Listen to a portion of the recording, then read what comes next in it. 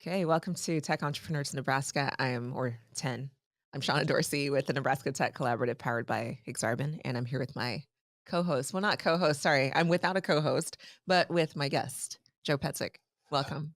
Glad to be here. Happy to Yeah, chat. happy to chat. So 10 minutes, we don't edit or anything like that. So Okay, we'll just jump into it. let's do it. So, Joe, you have been in Nebraska's entrepreneurship scene, startup ecosystem for a very long time. Can you tell us like how you ended up there and Yeah, then walk us through your journey a bit? sure. So I guess I was really there before there was one, if I'm being Mhm. really honest. Myself and three guys in our mid 20s at the time had an idea to solve a problem, start a company called Proxibid. And that was in 2001. And at that point in time, there was really no ecosystem to speak of. We were, I like to always joke that we were dumb enough not to know any better. That's why we decided to do that. Mhm. Um, But what we learned, especially in those early years, is how incredibly challenging it was on its own right, but how even more challenging it was when you didn't have people to turn to on your left and right to ask, "Hey, how did you solve this problem?" Mhm. or how did you overcome this issue? And I bet in our first couple of years, there were at least a dozen moments that if this exact thing didn't happen tomorrow, there was no day after. Mm. And we learned all of our lessons the hard way. Mhm. And made about every decision as short-sightedly as you could and paid for every one of them. So I like to think that the time and energy I put into the ecosystem today is really based upon trying to help people avoid all those same things that we went through then, Yep. and to not take for granted the fact that, or for no one to really be in a position to take for granted that if there's a support structure there now to lean into it. Yeah. That's really great. I guess before you, we talked about this concept of micro mentoring, and that's exactly what this sounds like, where it's like, hey, I have a network of people who've been down this road before that I can go to, ask a question, get some quick advice, but something like that. Yes. Yeah. And look, there was no you know, venture capital or any capital organized around this risk profile at that Hmm. time. Um, we leaned heavily into our network of friends and family. We were lucky enough that for the most of them, I think for each of them that wrote us a check, immediately considered that money gone. Yeah. But it didn't change for the fact that my partners and I realized at that moment that we were no longer working for ourselves. We were working for somebody else. And it was really, um, everything we did was based around making sure we were doing right by them. Mhm. But what made it so difficult was that when you needed other resources, they weren't as available as they are today. There was no real angel network. Mhm. I think it's been talked about a lot on some different levels about how failure is still sometimes a bad word in Yep. this neck of the woods. Mhm. So this wasn't something that people were interested in really getting involved in because the data tells you that it's more than likely to fail than it Mhm. is to succeed. Um, so yeah, that made it all the more challenging. The fact that there was just no infrastructure, none of these entrepreneurial support organizations that exist today, and really no people that were all that um, really grouped together to try to help solve the problems that I think we have a nice foundation Yeah. of that here at Yep. this It point in time. definitely has changed a lot over the last couple of decades. And so just going back to the Proxibid story and the exit and how that all worked out. Yeah. So it started off very challenging, but it became successful. So Yes. Um, it took us about 5 years, I think, to really kind of hit what I guess, for lack of a better word, you call critical mass. And we were mhm. really kind of supporting ourselves as a company, and the company was growing at a pretty rapid pace. I think we went through 3 different office locations in a span of about 18 months. Wow.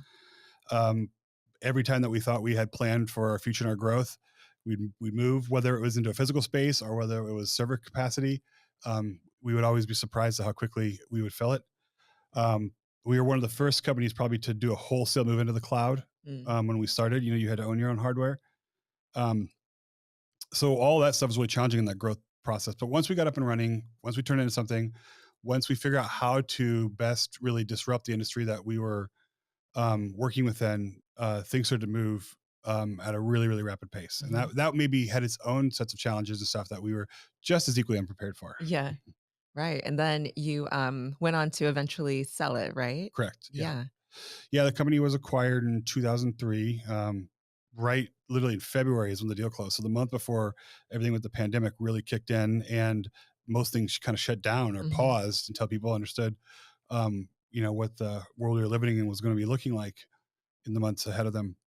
So it was a challenging to go through that process. To one degree, we had been doing it now for like 20 years. So it Mhm. wasn't like we felt like there was unfinished business, so to speak. But at the same time, your self identity and everything you've done has been Yes. wrapped up in this. We cared greatly about our employees and our customers. And, you know, you just have to some degree, have faith in that those that are going to be taking it over are going to feel the same or treat them the same way. Yeah. Yeah, I'm sure a lot of founders go through that experience. So, yeah, we can spend a whole episode on that We could. topic. Um, but one other thing is that since selling in 2020, you've gone on to launch other. Correct. So, yeah, can you talk to us about Yeah. So that? I'm working on two startups today. Mhm. One of them is called Octic. It's the kind of little bit more mature of the two. Something that actually is kind of in an adjacent space to what we were doing at Proxibid, working in the surplus liquidation space, building technology for that space. The problem that we are solving actually uh, came into existence because the pandemic put pressure on people to realize how much more broadly they needed to expand their digital footprint in the transaction space in the surplus industries. And we've been able to build that company. It's interesting. It's a much different approach for me. Um, this company was built 100% through customer revenue funding. Wow. I don't know if we'll take on capital. Where we've been in a great position to be able to do so, and it's a completely different ballgame when that's in fact the case. Yeah. But the other thing that I realized about it is how much easier it is to do the second time Mhm. than the first. Um, had an interesting moment actually a week ago where we had a really great week. We closed two really big customers. We were in legal with a third, even bigger customer of the two. It was a great time. We were excited about the work in front of us because of these customers coming on board, and it all wrapped up on that Friday. And that weekend, I sat around and I realized that it's that joy I had lasted at about 5 minutes. And then that whole weekend, I kind of had this cloud hanging over me. And it was really weird. I was trying to figure out, why do I feel so, you know, so bad when so Mhm. many great things has happened? And I realized it was because I knew what was coming next. I understood that what these new customers coming on board meant for our business, how it was Mhm. going to change things, and how there's a whole new set of questions that we had to come up with answers for. And my mind allowed myself to kind of start going there a little bit. And that was forcing me to do something that I did not have the capacity to do before. Right. Yeah. And then the second company is called Mhm. Oslo. It's in the healthcare space. It's much um, uh, younger in its lifespan. Just kind of finishing a prototype for the software that's going to help kind of manage the chronic disease space. Um, and had the benefit of knowing the guys that were kind of working on bringing it out of the ground, and got a chance to join the team with them. And I'm really excited about the possibility that has in front of it, just as much as I am what we're doing at Octic. That's awesome. And just a moment on Octic. So that point where you have 2 deals closed, one close, Yeah. and then just jumping to here's all of the upcoming potential Yes. challenges.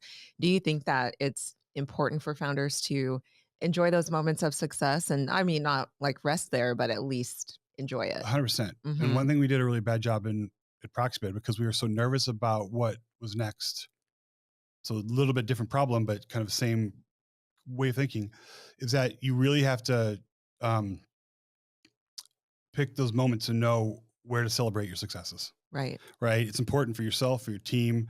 It's so easy to get caught in the day to day and what's next and worrying about what's around each new corner. Yeah. And if you don't celebrate, what you wind up learning is that it becomes much more tedious, monotonous, and your teams can get, I think, they can feel that tension. Yeah. So breaking that tension is important. Agreed. Okay, we just have a few seconds left. It always goes by so fast, and Yes. you have many fascinating stories that we did not get to. But one quick thing, what would you like, or what do you think folks can do to better support the entrepreneurship or startup ecosystem? So I'd say in the present, Hmm. um, we need to do a better job, I think, each of us, in promoting it and bringing people into it, right? It's Mhm. still kind of tucked away in the corner right now in our city, and I guess in this kind of corner of the state, so to speak. Um, and most people that aren't involved in it don't necessarily always know about it. Right. So for those that are creators, those that do have an interest in trying to building something of their own, whether it's inside of an existing company or their own company, um, bring those people in, Yeah. right? Bring them to events, talk to them about what's going on, introduce them to people. That could be something that could in the just could help all of us in the present. Love it. Well, thank you for being here. Thanks for having me. Yeah. I always want to talk.